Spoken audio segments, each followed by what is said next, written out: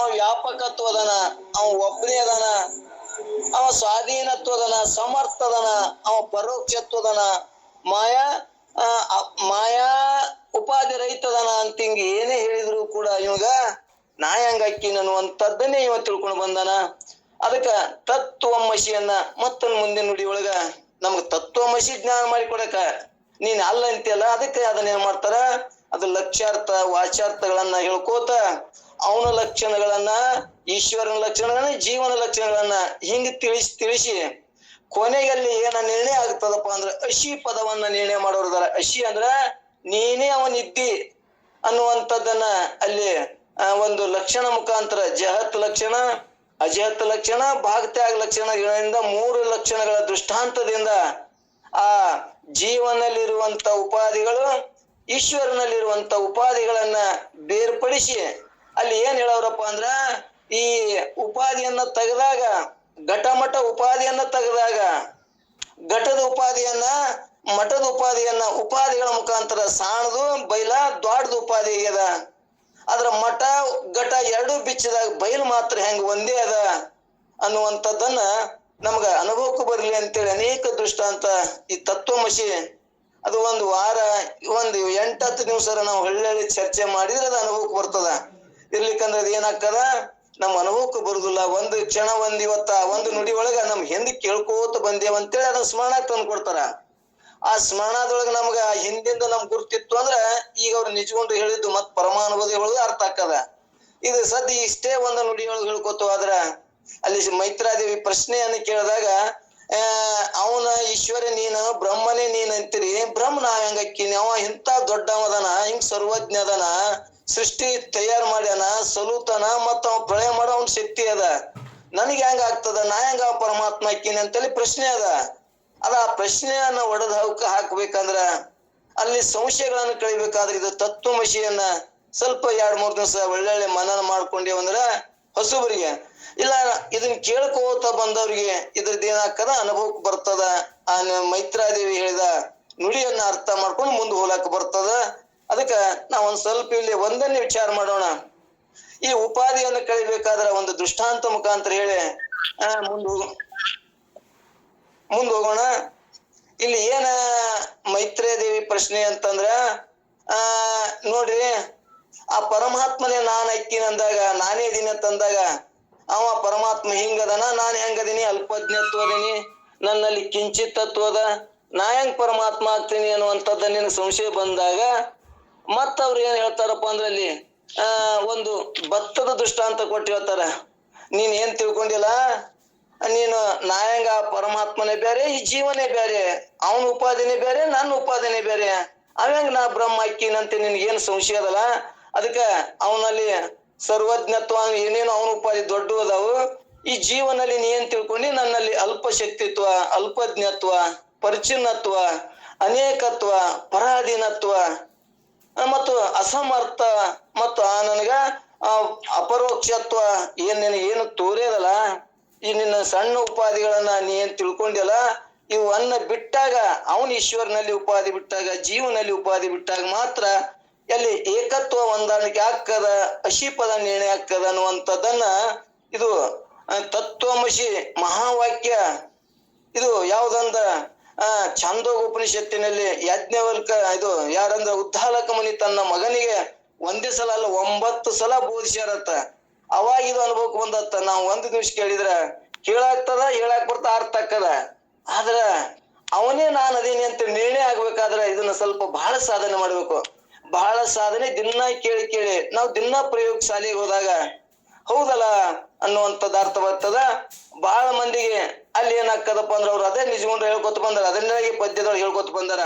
ಏನ್ ಹೇಳ್ಯಾರ, ಈಶ್ವರನಲ್ಲಿ ಉಪಾಧಿ, ಜೀವನಲ್ಲಿ ಉಪಾಧಿ ಸಣ್ಣೋದ, ಅವ ಹೆಂಗ ನಾನು ಅಕ್ಕಿನಂದಾಗ ಒಂದು ದೃಷ್ಟಾಂತನು ಕೊಟ್ಟು ಹೇಳ್ಕೊತ ಬಂದಾರ. ಏನು ದೃಷ್ಟಾಂತ ಹೇಳ್ತಾರ ಅಂದ್ರ, ಒಂದು ಸಮುದ್ರದ ಶಿಷ್ಯಗ ಒಂದು ಸಮುದ್ರದ ಒಂದು ದೃಷ್ಟಾಂತವನ್ನು ಕೊಟ್ಟು ಮತ್ತಲ್ಲಿ ತಿಳ್ಸಕ್ ಪ್ರಯತ್ನ ಮಾಡ್ತಾರ. ನೋಡಪ್ಪ, ನಿನಗೇನು ಸಂಶಯ ಅದಲ್ಲ, ಅವ ಪರಮಾತ್ಮನೇ ಬ್ಯಾರೆ ನಾನೇ ಬ್ಯಾರೆ ಅಂತದಲ್ಲ, ನಾ ಏನ್ ಹೇಳಿದ್ರೆ ಅರ್ಥ ಆಗಲ್ಲ, ಒಂದ್ ದಿವ್ಸ ನಿನಗೆ ಹೇಳ್ತೀನಿ ಅನ್ನುವಂಥದ್ದನ್ನ ಹೇಳಿ ಒಂದಿಷ್ಟು ದಿನ ಬಿಟ್ಟು ಶಿಷ್ಯಾಗ ಒಂದಿಷ್ಟು ಪೂಜಾದಿ ಮಾಡ್ಬೇಕಾಗಿದೆ, ಒಂದಿಷ್ಟು ನೀರ್ ತಗೊಂಡ್ ಬಾ, ಎಲ್ಲಿ ಸಮುದ್ರಕ್ಕೆ ಹೋಗಿ ನೀರ್ ತಗೊಂಡ್ ಬಾ ಅಂತೇಳಿ ಶಿಷ್ಯ ಹೇಳಿದಂತ.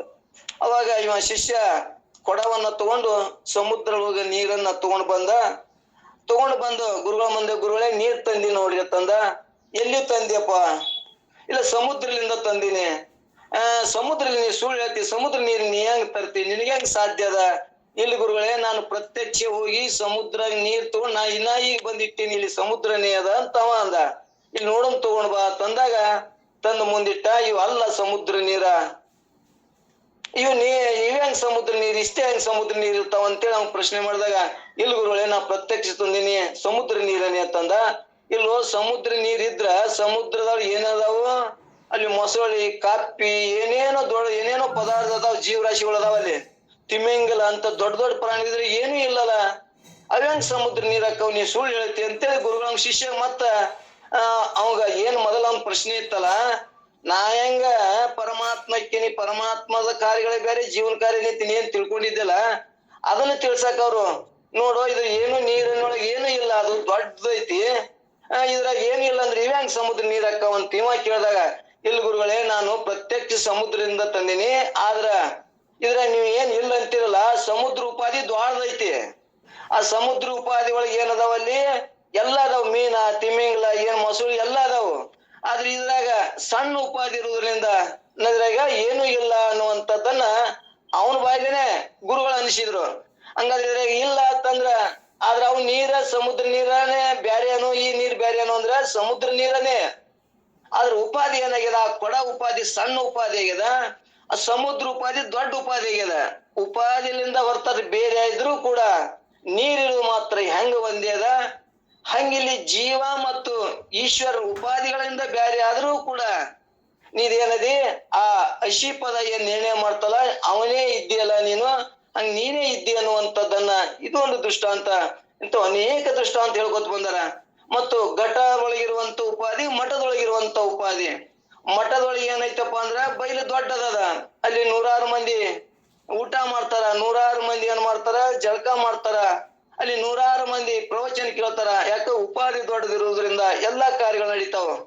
ಅದೇ ಉಪಾಧಿ ನಮ್ಮ ಮನೆಗೆ ಒಬ್ರು ಬರಲಿ ಇಬ್ರು ಬಂದ್ರೆ ಏನಾಗ್ತದ, ನಮ್ಮ ಸಣ್ಣ ಉಪಾಧಿ ಇರುವುದರಿಂದ ನಮಗ್ ವಜ್ಜಾಕದ. ಹಂಗ ಜೀವನಲ್ಲಿ ಏನಾಗ್ಯದಪ್ಪ ಅಂದ್ರ ಸಣ್ಣ ಉಪಾಧಿ ಆಗ್ಯದ, ಈಶ್ವರನಲ್ಲಿ ದೊಡ್ಡ ಉಪಾಧಿ ಅದ. ಈಶ್ವರ ಆ ಬ್ರಹ್ಮನ ಮಾಯಾ ಉಪಾಧಿ ಒಳಗೆ ತಗೊಂಡು ಈ ಸೃಷ್ಟಿ ಪ್ರಳಯ ಇದು ಆಗ್ಯದ, ಸೃಷ್ಟಿ ತಯಾರಾಗ್ಯದ. ಈ ಜೀವನಲ್ಲಿ ಅವಿದ್ಯೆ ಉಪಾಧಿ ತಗೊಂಡು ಈ ಜೀವ ತಯಾರಾಗ್ಯದ. ಆದ್ರ ಉಪಾಧಿದಿಂದ ಬ್ಯಾರೆ ಬ್ಯಾರೆ ಆದ್ರೂ ಕೂಡ ಚೇತನಗಳು ಇರುವಂತ ಒಂದೇ ಪರಮಾತ್ಮ ಒಬ್ಬನೇ ಅದಾನ ಅನ್ನುವಂಥದ್ದನ್ನ ಇಲ್ಲಿ ಮೈತ್ರಾದೇವಿಗೆ ಈಗ ಅನೇಕ ದೃಷ್ಟಾಂತಗಳನ್ನ ತಿಳಿಸ್ಕೋತ ಹೋಗ್ತಾರ. ಇಲ್ಲಿ ಮುಂದನು ಕೂಡ ಇನ್ನೊಂದನು ಕೂಡ ಹೇಳ್ತಾರ, ಅಲ್ಲಿ ಭಾಗತ್ಯಾಗ ಲಕ್ಷಣ. ಮತ್ ನಾವು ವಿಚಾರ ಮಾಡ್ಕೋತ ಹೋದಾಗ ಅಲ್ಲಿ ಒಂದು ದೃಷ್ಟಾಂತ ಹೇಳ್ತಾರ.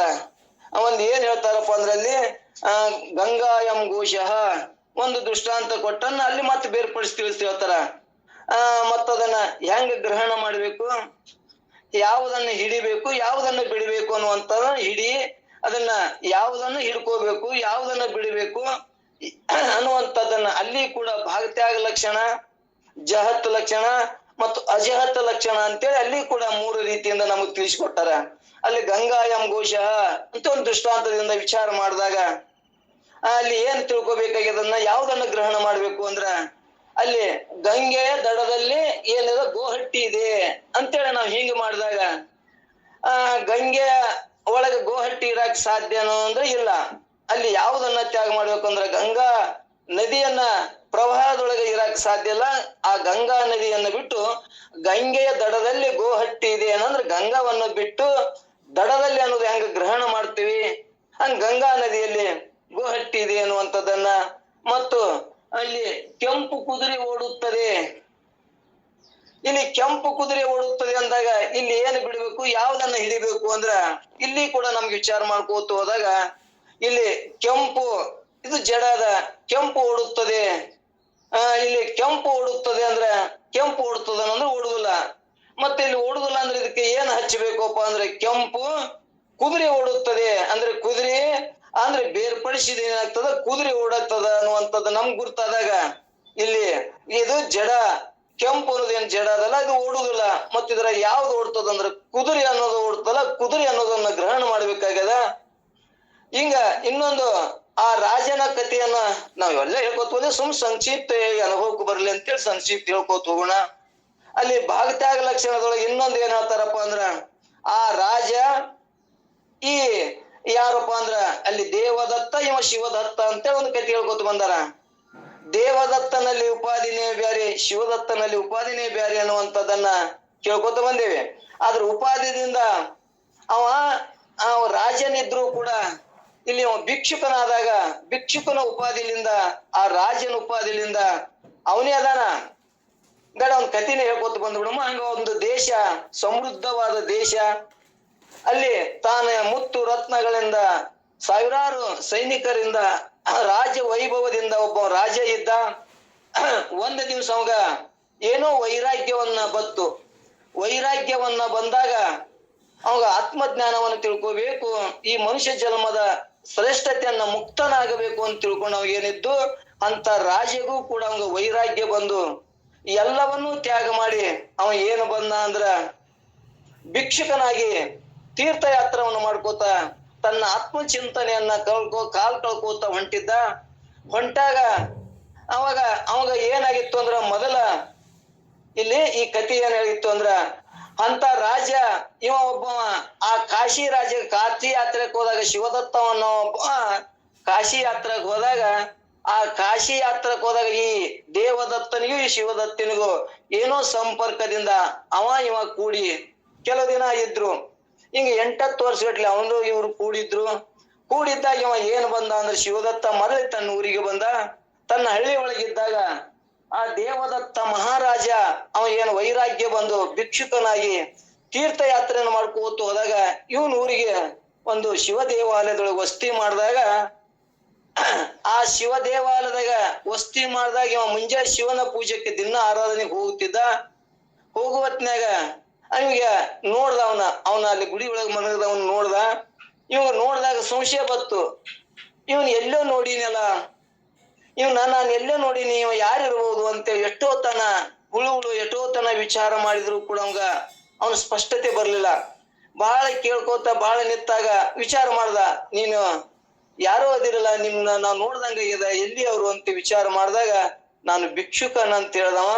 ಮತ್ತಿಷ್ಟು ವಿಚಾರ ಮಾಡ್ಕೋತ ಹೋದಾಗ ಅವನ ಧ್ವನಿಗಳನ್ನ ಅವನ ಇದರಿಂದ ವಿಚಾರ ಮಾಡ್ಕೋತ ಹೋದಾಗ, ಇಲ್ಲ ಇವ್ ನಾನು ಎಲ್ಲೋ ನೋಡಿನಿ ಅಂದ್ರೆ ಇರ್ಬೇಕು, ಇವನ್ ಎಲ್ಲೋ ಅದ ನಾನು ಅಂತದನ್ನ ಕಣ್ಕೋತ ವಿಚಾರ ಮಾಡ್ಕೋತ ಹೋದಾಗ ಆ ಯಾರ ಗಂಡ ಸಿಕ್ರಪ್ಪ ಅಂದ್ರ ದೇವದತ್ತನೇ ಇವನೇ ಅನ್ನುವಂಥದ್ದು ಅವಾಗ ಗುರ್ತಾದಾಗ ಅವ ವಿಚಾರ ಮಾಡ್ತಾನ, ದೇವದತ್ತ ಇರಕ್ಕೆ ಹೆಂಗ್ ಸಾಧ್ಯ? ಅವನಲ್ಲಿ ರಾಜ ಸಾವಿರಾರು ಮಂದಿ ದಾನ ಮಾಡವ, ಸಾವಿರಾರು ಮಂದಿಗೆ ಅವ ಏನ್ ಮಾಡ್ತಿದ್ದ, ಅನುಕೂಲ ಮಾಡಿಕೊಡುವಂತ ಮನುಷ್ಯ ಇವತ್ತು ಭಿಕ್ಷೆ ಬೇಡುವಂತದ್ದು ಇವಂಗೆ ಹೆಂಗ್ ಸಾಧ್ಯ ಅದ? ಅವನೇ ಇವ ಹೆಂಗ ಆಗ್ತಾನ? ಇದು ಸಾಧ್ಯನೇ ಇಲ್ಲ ಅಂತೇಳಿ ಅವನಲ್ಲೇ ಸಂಶಯ ಬತ್ತು. ಸಾಧ್ಯನೇ ಇಲ್ಲ ಅಂದಾಗ ವಿಚಾರ ಮಾಡ್ಕೋತ ಹೋದಾಗ ಏನಾಯ್ತು, ಹೌದು ಇವನೇ ರಾಜ್ಯನೇ ಅನ್ನುವಂಥದ್ದು ಅನುಭವಕ್ಕೆ ಬಂದಾಗ ಅವಾಗ ಅವನು ಹೇಳಿದಾಗ ಅವನ್ ಗುರ್ತಾಯ್ತು. ಹಂಗಾದ್ರೆ ಯಾವಾಗ ಆ ದೇವದತ್ತನೇ ಇವ ದೇವದತ್ತ ಅಂತ ಎಲ್ತಕ್ಕ ನಮ್ಗ ಆ ಉಪಾಧಿಗಳನ್ನ ಬಿಟ್ಟಾಗ, ಈ ಭಿಕ್ಷುಕನಲ್ಲಿ ಏನೈತಿ, ಒಂದು ಕಮಂಡಲ ಒಂದು ಜೋಳಿಗೆ ಇಷ್ಟೇ ಅದ, ಇವನು ಉಪಾಧಿ ಅದ. ಅಲ್ಲಿ ರಾಜನಲ್ಲಿ ಸಾವಿರಾರು ಸೈನಿಕರು, ಭೋಗ, ಆ ದೇಶ, ಆ ಕಾಶಿ ಸಮೃದ್ಧ ದೇಶ, ಕಾಶಿ ರಾಜ, ಇಲ್ಲಿ ಕುಗ್ರಾಮ, ಇವು ಉಪಾಧಿಗಳನ್ನ ಬೇರ್ಪಡಿಸಿದಾಗ ದೇಶ ಕಾಲ ವಸ್ತುಗಳನ್ನ ಬೇರ್ಪಡಿಸಿದಾಗ ಅಲ್ಲಿ ಏನಾಗ್ತದಂದ್ರ ಆ ದೇವದತ್ತನೇ ಈ ದೇವದತ್ತ ಅನ್ನುವಂಥದ್ದು ಹೆಂಗಲ್ಲಿ ಆ ಭಾಗ ತ್ಯಾಗ ಮಾಡಿದಾಗ ಯಾವ್ದು ಉಳಿತದಂದ್ರ ಅವನೇ ಇವನು ಅನ್ನುವಂಥದ್ದು ಹೆಂಗ ನಿರ್ಣಯ ಆಗ್ತದ. ಇಲ್ಲಿ ಕೂಡ ಈ 3 ದೃಷ್ಟಾಂತಗಳಿಂದ ನಮ್ಗ ಅನುಭವಕ್ಕೆ ಬತ್ತು ಅಂದ್ರ ಇದು ಕೆಂಪು ಉಡುತ್ತದೆ ಮತ್ತು ಗಂಗಾ ಎಂ ಘೋಷ, ಇನ್ನೊಂದು ಆ ದೇವದತ್ತನೇ ಈ ದೇವದತ್ತ ಅನ್ನುವಾಗ ಈ ಉಪಾಧಿಗಳನ್ನ ಬೇರ್ಪಡಿಸಿದಾಗ ಯಾವುದನ್ನ ಗ್ರಹಣ ಮಾಡಿದಾಗ ಹೆಂಗ ನಮ್ಗ ಅನುಭವಕ್ಕೂ ಬರ್ತದ. ಅದರಂತೆ ಇಲ್ಲಿ ಏನ್ ಹೇಳ್ಕೊತ ಬಂದಾರಂದ್ರ, ನೀನು ಆ ಪರಮಾತ್ಮ ಸ್ವರೂಪನೇ ನೀನದಿಯಪ್ಪ. ಉಪಾಧಿದಿಂದ ನೀ ಬೇರ್ಪಡಿಸಿ ಕಂಡ್ರು ಕೂಡ ಆ ದೇಶ ಅಂದ್ರ ಆ ಸಮೃದ್ಧಿ ದೇಶ, ಆ ಕಾಲ ಅಂದ್ರ ಎಂದೋ 20 ವರ್ಷದಿಂದ ನೋಡಿದಂತ ರಾಜ, ಇವತ್ತು ನೋಡುವಂತ ರಾಜ ಅಂದ್ರೆ ನಾವು ಹಿಂದಕ್ಕೂ ಇದ್ದವ್ರು ಈಗೂ ಇದ್ದವ್ರು, ಆ ಕಾಲಗಳನ್ನು ಬಿಟ್ಟಾಗ ದೇಶ ಕಾಲ ಮತ್ತು ಇಲ್ಲಿ ವಸ್ತುಗಳು, ಆ ರಾಜ್ಯದ ಭೋಗಾದಿಗಳು, ಇಲ್ಲಿ ಭಿಕ್ಷುಕನ ಇದ್ರ ವ್ಯವಹಾರಗಳನ್ನ ಇದನ್ನು ಬಿಟ್ಟಾಗ ಹೆಂಗ ಎರಡನ್ನು ಬೇರ್ಪಡಿಸಿದಾಗ ಅದೇ ದೇವದತ್ತನೇ ಈ ದೇವದತ್ತ ಹೆಂಗ ಅಲ್ಲಿ ನಿರ್ಣಯ ಆಗ್ತದ, ಹಂಗಿಲ್ಲಿ ಆ ಬ್ರಹ್ಮ ಸ್ವರೂಪನೇ ನಾನಿದ್ದೇನೆ ಅಂದ್ರೆ ಉಪಾಧಿಗಳನ್ನ ಬೇರ್ಪಡಿಸಿದಾಗ ಆ ಹೆಂಗ ನಾನು ಬ್ರಹ್ಮನೇ ಇದೀನಂತ ಅನುಭವಕ್ಕೆ ಬರ್ತದ. ಅಂತ ತತ್ವಮಸಿಯನ್ನ ಜ್ಞಾನ ಮಾಡಿದಾಗ ಇಲ್ಲಿ ನಾನು ಕೂಡ ಆ ಬ್ರಹ್ಮ ಬೇರೆ ಅಲ್ಲ, ಈ ಜೀವ ಬೇರೆ ಅಲ್ಲ, ಜೀವ ಬ್ರಹ್ಮರ ಐಕ್ಯ ಆಯ್ತು ಅಂದ್ರ ಆ ಬ್ರಹ್ಮ ಸ್ವರೂಪನೇ ನಾನು ಅದೀನಿ ಅನ್ನುವಂಥದ್ದು ಅನುಭವಕ್ಕೆ ಬರ್ತದ ಅನ್ನುವಂಥದ್ದನ್ನ ಮತ್ತು ನಾಳೆ ಇನ್ನಿಷ್ಟು ಇದ್ರ ಬಗ್ಗೆ ಚರ್ಚೆ ಮಾಡಿದೆ ಅಂದ್ರೆ ಸ್ಮರಣಕ್ ಬರ್ತದ್ರಿ, ಎಲ್ಲರಿಗೂ ಕೇಳಿರ್ತೇವೆ, ಮತ್ತಿಟ್ಟು ಸ್ಮರಣಕ್ ಬರ್ತದ ಅನ್ನುವಂಥದ್ದನ್ನ ಇಲ್ಲಿ ಕೇಳ್ಕೊಂಡು ಮತ್ತಿನ್ನೊಂದು ಇನ್ನೊಂದು ಬರ್ತದ ಇಲ್ಲಿ ಭಾಗತ್ಯಾಗ ಲಕ್ಷಣದೊಳಗ ಒಂದು ಭತ್ತದ ದೃಷ್ಟಾಂತ ಕೊಡ್ತಾರ. ಆ ಭತ್ತದ ದೃಷ್ಟಾಂತ ನಮ್ಮ ಅನುಭವಕ್ಕೆ ಬಂತು ಅಂದ್ರ ನಮ್ಗೆ ತಿಳಿದಿಲ್ಲ ಅಂತಂತನ ಬಿಡಾಕ್ನು ಬರುದಿಲ್ಲ. ಇವತ್ತ ಗ್ರಹಣ ಮಾಡಕ್ ಹೋದೆ ಅಂದ್ರ ಅರ್ಥ ಆಗ್ಲಿಕ್ಕಂದ್ರ ಗಂಟಲ್ದಾಗೂ ಹೋಗುದಿಲ್ಲ. ಒಂದು ಭತ್ತದ ಕಾಳಿನ ಬೇರ್ಪಡಿಸಿ ಹೆಂಗ್ ತಿಳ್ಕೊಬೇಕು ಅನ್ನುವಂಥದ್ದನ್ನು ಕೂಡ ನಾವು ಕೇಳ್ಕೊತ ಬಂದೇವಿ. ಅದನ್ನ ಮತ್ತೆ ನಾಳೆಗೆ ನೋಡೋಣ. ಸಮಯ ಮತ್ ಶುದ್ಧ ಮಾಡ್ಕೊಂಡು ನಾವು ಸಾಧನೆ ಮುಖಾಂತರ ಆ ಪರಮಾತ್ಮನನ್ನ ನಾನೇ ಆಗಾಕ ಬರ್ತದ, ನಾನೇ ಆ ಪರಮಾತ್ಮನೇ ಅದೀನಿ, ನನ್ನಲ್ಲಿ ದ್ವೈತ ಅನ್ನೋದು ಇಲ್ಲವೇ ಇಲ್ಲ, ಎರಡು ಅನ್ನೋದು ಇಲ್ಲವೇ ಇಲ್ಲ ಅನ್ನುವಂಥದ್ದು ಎಲ್ತಕ್ಕ ನಿರ್ಣಯ ಆಗುದಿಲ್ಲ, ಅಲ್ತಕ್ಕ ನಾವು ಗಟ್ಟಿ ಮಾಡ್ಬೇಕಾಗ್ತದ. ಅಂತ ತಿಳ್ಕೊಳ್ಳುವಂತ ಶಕ್ತಿ ನಮ್ಗೆ ಸತ್ಸಂಗಕ್ಕೆ ಬರುವಂತ ಶಕ್ತಿ ಅಂತೂ ಭಗವಂತ ಈಗಾಗಲೇ ಕೊಟ್ಟಾನ.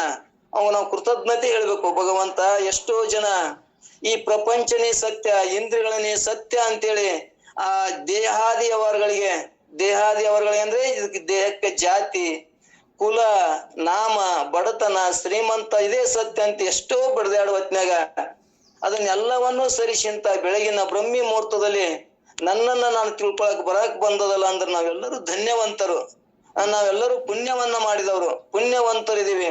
ಇಂಥ ಪುಣ್ಯವಂತತನ ಬಂದಾಗ ಇನ್ನೊಂದ್ ಸ್ವಲ್ಪ ನಮ್ಮ ಸಾಧನೆ ಮುಖಾಂತರ ನನ್ನ ಸ್ವರೂಪ ಜ್ಞಾನ ಮಾಡ್ಕೊಂಡೇವಂದ್ರ ನಾವು ಇದೇ ದೇಹದೊಳಗಿದ್ದ ಮತ್ ನಾಳೆಗೆಲ್ಲ ಈ ದೇಹದೊಳಗಿದ್ದ ಈ ಶರೀರ ತಗೊಂಡೇನ ಜೀವನ್ ಮುಕ್ತನಾಗಿ ಬೇರ್ಪಡಿಸಿ ತಿಳಿಯುವಂತ ಶಕ್ತಿ ನಮ್ಗ ಬಂದದಲ್ಲ. ಇದೇ ಭಾಗ್ಯ, ಇದೇ ಪುಣ್ಯವಂತರ ನಾವಂತ ತಿಳ್ಕೊಳ್ಳೋಣ. ಇಂಥ ಪುಣ್ಯವಂತರ ನಾವಿದ್ದು ಇನ್ನಿಷ್ಟು ಅನೇಕ ಮಹಾತ್ಮರಿಂದ ಕೇಳಿ ದೃಢ ಮಾಡ್ಕೊಂಡು ನಾವು ಮುಕ್ತರಾಗೋಣ ಅನ್ನುವಂಥದ್ದನ್ನ ತಿಳಿಸಿ ತಮ್ಮೆಲ್ಲರಲ್ಲಿ ಕೂಡ ಒಂದೆರಡು ಮಾತುಗಳನ್ನ ತಪ್ಪಾದ್ರೂ ಕೇಳ್ತೀರಿ, ಹೇಳಿದ್ರು ಕೂಡ ಕ್ಷಮ ಮಾಡ್ತೀರಿ ಅಂತ ಹೇಳಿ ನನ್ನೊಂದೆರಡು ಮಾತುಗಳನ್ನು ಸಿದ್ಧಾರ್ಥ ಪಾದಕ್ಕೆ ಅರ್ಪಿಸಿ ಮುಕ್ತ ಕೂಡ ಶರಣಾರ್ಥಿಗಳು.